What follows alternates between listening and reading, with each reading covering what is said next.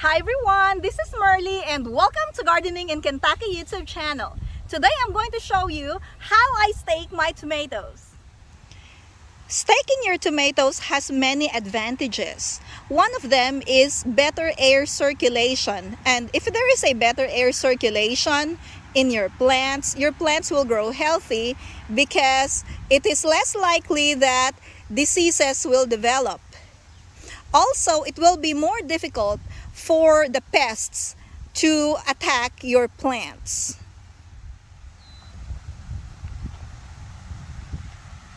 The easiest way to stake your tomato is to use a tomato cage like this. Depending on the time of the year, tomato cages can be pricey. These tomato cages that I am using right now came from a clearance sale last November, and I got them for $1 each. I only have 15 because I did not have enough room in my car, so I could fit only 15.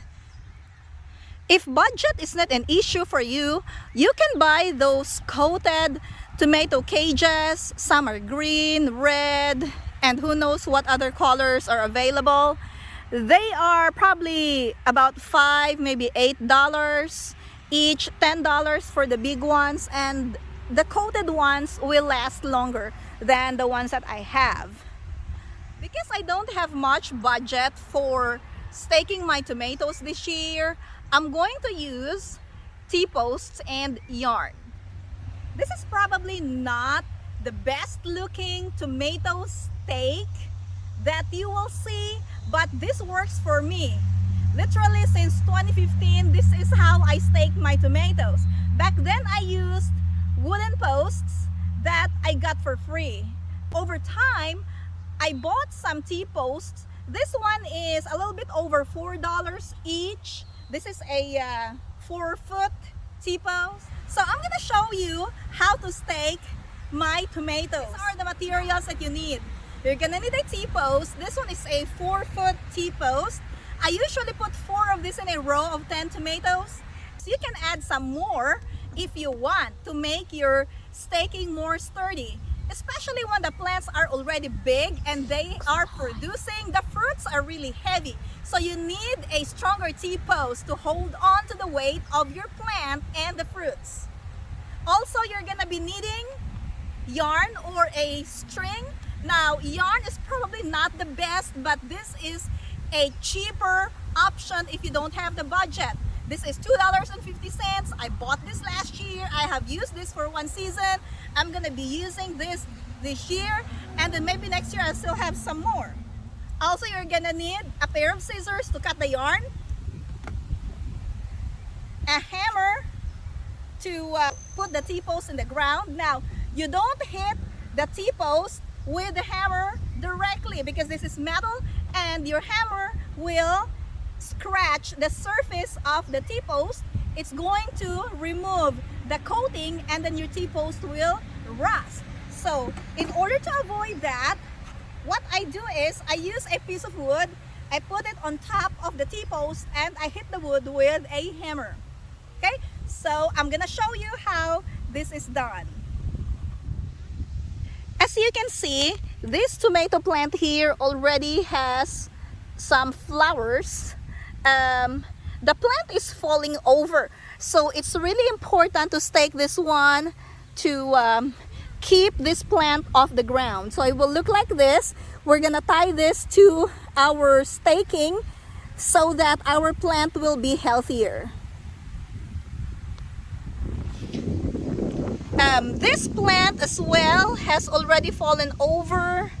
This one, you can see this is the main stem, but then it fell over because it's so heavy. So now the plant's growing like that. So we're gonna need to make this plant stand up like that so that the leaves will not touch the ground. As you can see, the leaves in here have some dirt. You see that? Now, this dirt will cause diseases on the plant. So the leaves of the tomatoes are not supposed to be touching the ground at all. I will first put the T-post on the end of the row. So I have this one. Now because my plants are already big, I will not put this too close to the stem of the plant because I don't want to hurt the roots. Well, obviously, because the roots are already established and they're already big and they're everywhere already, I will probably hit some of the roots, and that is fine. I will not kill my plant by doing this. Okay, so I have my T-post and then the piece of wood. I'm gonna put this piece of wood on top of the T-post. Let me grab my hammer. Okay, and then I'll just hit this wood with a hammer to bury my T-post in the ground. Okay.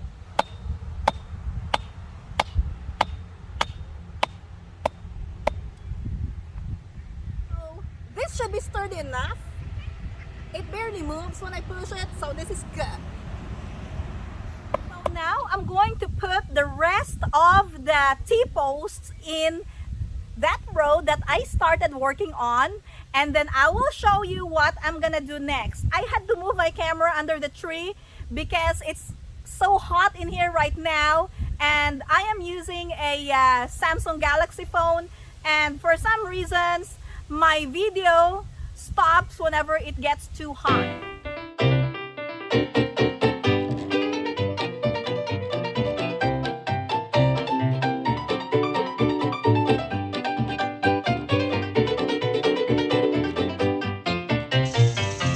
Now I have all the staking on the ground. This one here is the 4-foot T-post, and then right next to it is a 3-foot T-post. It's shorter because we used this for the fence a couple of years ago. And then I decided to put a wooden stake in the middle because I can only afford to put 4 metal posts in each row. I have 6 tomato rows in my garden, and there are 10 tomatoes in each row. So total of 60 tomatoes that I will be staking today. The next thing that I'm gonna do is to tie the yarn in the T-posts and the wooden stake. I will start by tying my yarn right here on this first, you know, this little, I don't know what it's called, but there's a metal right here that can hold my yarn. So I'll just tie the yarn in here. I hope you can see that.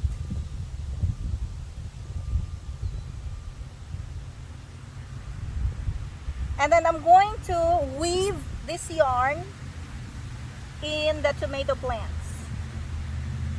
So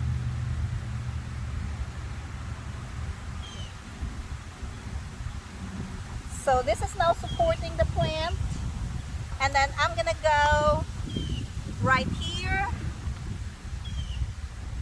and I will tie this to the next T-post. So far, this is how it looks like. It has lifted this plant from the ground already. Okay, so next we're gonna take care of the plant next to it.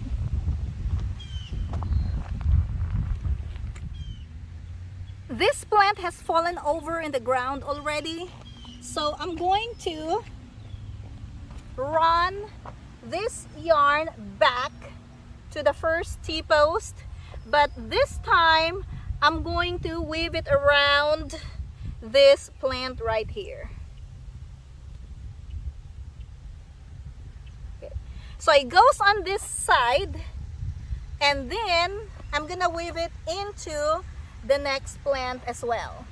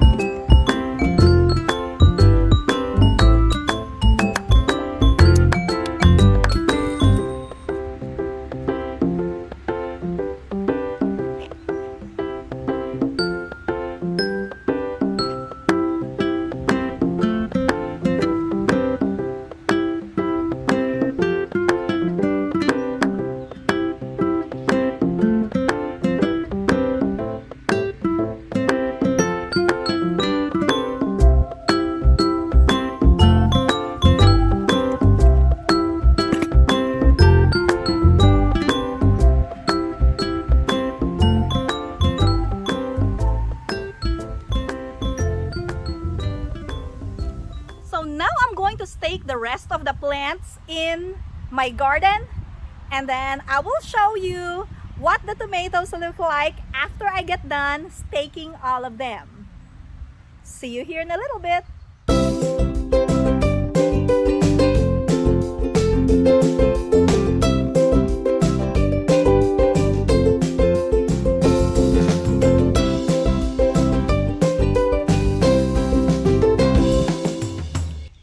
I am done staking one row of tomatoes. This is what it looks like right now. So the yarn is holding the tomato plants up. This one I just tied the stem to the T-post. Just one tie for that because I put it right in front of the T-post. And then this one actually looks nice. As you can see, it has some flowers already. This one has more flowers too. And then you have this plant which is still bending because of the way it was growing. It fell over on the ground, but that is fine. It does not look perfect right now, but in a couple of days it should look good. These ones are not that bad. And then I have another one right here.